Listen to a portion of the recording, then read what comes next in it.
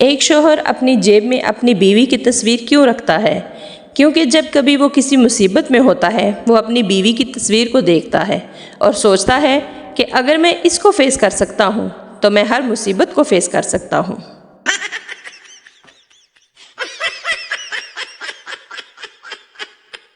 بیوی: سنا ہے جنت میں خاوند کے ساتھ بیوی کو نہیں رہنے دیتے؟ خاوند: صحیح سنا ہے۔ بیوی: ایسا کیوں؟ خاوند: ارے پگلی، اسی لیے تو اسے جنت کہتے ہیں۔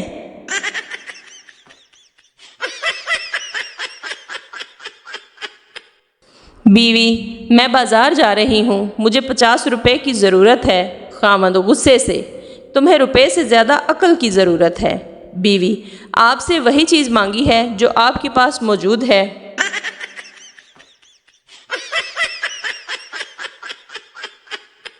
پہلا پاگل: گھاس کھانے سے آنکھوں کی روشنی بڑھتی ہے۔ دوسرا پاگل: ہاں تم نے ٹھیک کہا، اسی لیے گھوڑے کو کبھی اینک نہیں لگتی۔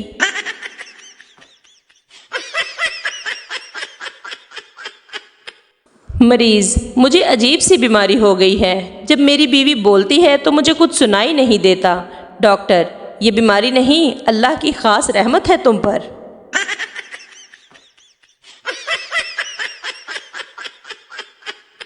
ایک دوست دوسرے سے: یار بات سن، مسجد سے 2 جوڑا چپل اور لوٹا پھر غائب ہے۔ دوسرا دوست: تو پھر؟ پہلا دوست: تو جمعہ پڑھنے جاتا ہے یا شاپنگ کرنے؟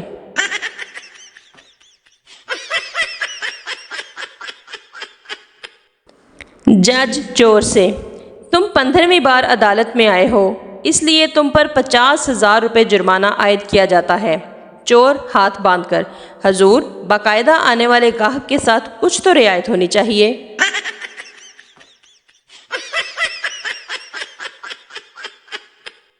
نانی اماں نے منع سے کہا، جب تمہیں کھانسی آیا کرے تو منہ کے آگے ہاتھ رکھ لیا کرو۔ منع نے کہا، نانی اماں آپ فکر نہ کریں، میرے دانت آپ کی طرح نکلی نہیں ہیں۔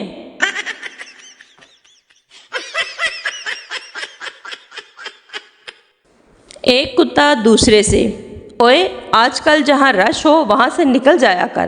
دوسرا کتا: کیوں؟ پہلا: سالے، اگر دھماکہ ہو گیا تو انسانوں کی موت مرے گا۔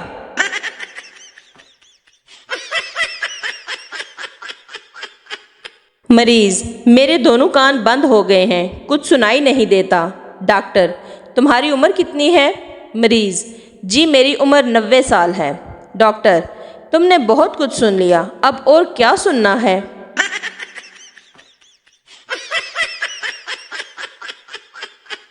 استاد: ہر مرد کی کامیابی کے پیچھے عورت کا ہاتھ ہوتا ہے، آپ کا اس کے بارے میں کیا خیال ہے؟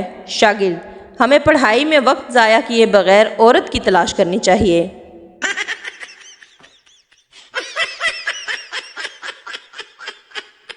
کنجوس وکیل: بیٹا، میری دلی خواہش ہے کہ تم وکیل بنو۔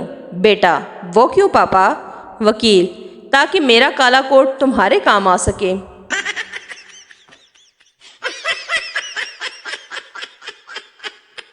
ایک جہاز کافی بلندی پر گیا تو پائلٹ زور زور سے ہنسنے لگا۔ لوگوں نے پوچھا تو کہنے لگا، جب پاگل خانے والوں کو پتہ چلے گا کہ میں فرار ہو گیا ہوں تو کتنا مزہ آئے گا۔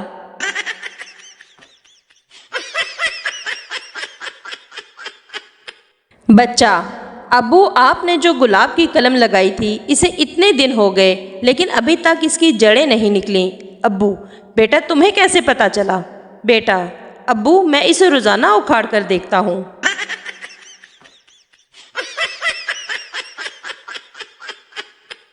پہلا آدمی: تم گدھے ہو۔ دوسرا آدمی: اور تم گدھے کے باپ ہو۔ تیسرا آدمی: چلو بہت اچھا ہوا، باپ بیٹے نے ایک دوسرے کو پہچان لیا ہے۔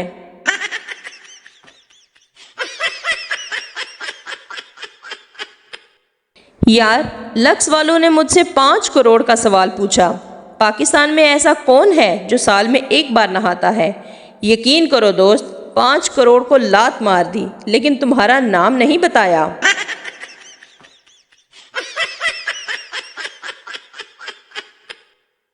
ڈاکٹر: آپ کے 3 دانت کیسے ٹوٹے؟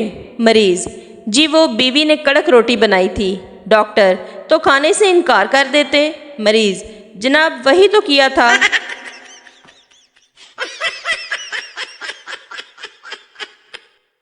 پہلا دوست: یار اب تیرا کیا حال ہے؟ دوسرا دوست: بخار ٹوٹ گیا ہے، بس اب کمر میں درد ہے۔ پہلا دوست: خدا نے چاہا تو کمر بھی ٹوٹ جائے گی۔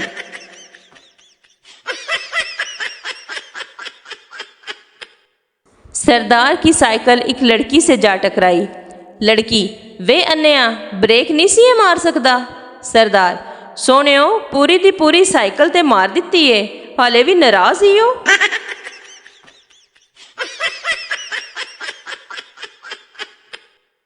امجد: یار تم نے گانے کی مشق کیوں چھوڑ دی؟ اسلم: اپنے گلے کی وجہ سے۔ امجد: کیوں، کیا ہوا تمہارے گلے کو؟ اسلم: پڑوسیوں نے اس کو دبانے کی دھمکی دی ہے۔